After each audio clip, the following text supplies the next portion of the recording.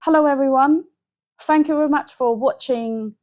Today I would like to talk to you about service accommodation versus hotel, the differences and the similarities. So first, what is service accommodation? Service accommodation, so also called as Airbnb, it is basically a residential property or apartments that are used for hosting paid guests. They're not tenant. They don't need to sign AST, a short hold tenancy. They don't have tenancy right. They pay you to stay and you can charge them the hotel rates. So technically speaking, there are hotels, just that they're not commercially licensed. They just like a family home. That's why they call it Airbnb. So it's a family home, residential property, either a house or apartment that are, like a normal single buy-to-let, but they charge hotel rate to host paid guests, usually short term. Some of them do stay for a bit longer. So there's no tenancy agreement between them. They don't have the legal right to stay as tenant, and they don't have residential rights, then it's not their home, it's a holiday home, and that's kind of structure for the service accommodation.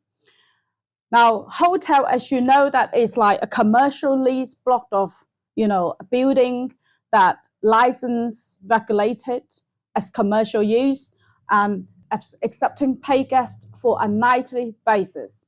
So now the difference between these two is that the service accommodation usually is a residential property. As being a residential property, they usually provide you, I'm not talking about guest house here, I'm just talking about the single let residential home. Usually they will have a kitchen. So then you can do your laundry, you can do your cooking. So that's how normally happen. Now there are different type of service accommodation that in the UK we will find this one that targeting holiday, weekend away holiday in the city center.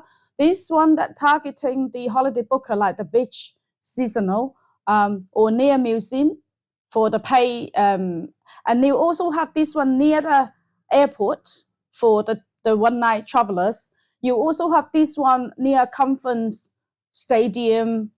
They are for the events. So you have different type of pay guests that will stay in a service accommodation. Usually they booked it for convenience. They would normally want it to be able to park the car somewhere if they drive, or near enough to the transport link like a bus stop or a train station. And the reason they book the service accommodation versus hotel is that they like a bit of privacy. They perhaps go travel with friends and family together. They may not like to be watched like hotel in and out. That's why the company-led, the corporate-led are perfect if you've got a good service accommodation, big enough, and then also have a full equipped kitchen that they can cook. Just like home away from home. I think you heard about this phrase, home away from home. So providing that very cozy, convenience environment for the staff member, employees, when they stay away, when they work away, and feel like they're still home instead of staying in a hotel.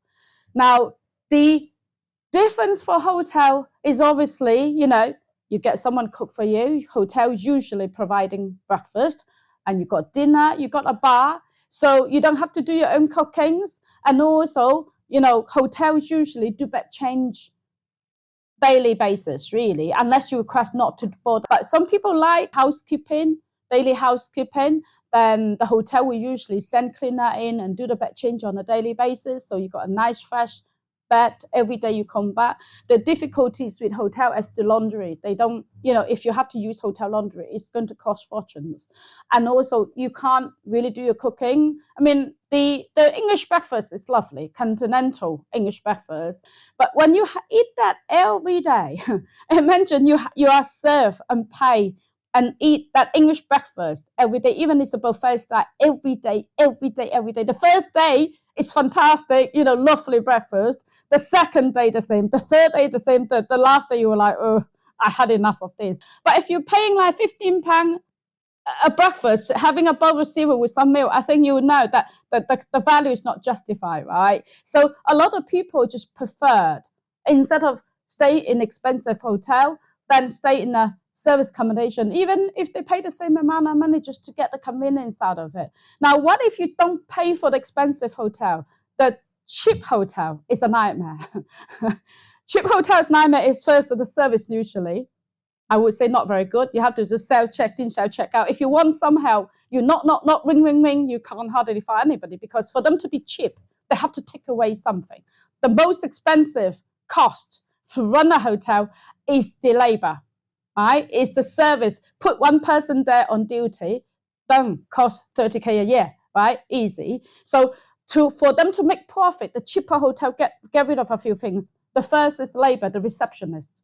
If they get rid of a receptionist, then when you checked in late, you don't get to get in. And and if there is anything happening, you need some help. If you get in, the shower don't work really well. The cold water, you try to get some help, there's no help. And cheap hotel usually get rid of the staff. The second about a cheap hotel, it could be that they will get rid of the furniture. Like example for Ibis. It's not expensive in comparison to permanent, but the room are small. If you book a twin room, try to save money, contractors. You got a certain budget, so you try to book a twin room.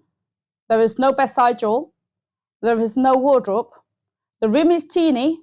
You can't hardly find a space to put your suitcase in. Imagine if you two employees have full set of luggage for however many days of clothes, sharing one bedroom, you got nowhere to put the stuff. And you cross each other out when you go in and go out, just very, very inconvenient. There's no room at all. So the perfect solution for the people who stay long instead of a hotel, you can find a budget service accommodation, nice place, even you have garden for barbecue in the summer, nice room, 2 bathrooms to share between, 4, 5, 6 people, whatever. That's kind of solution that contractors are looking for.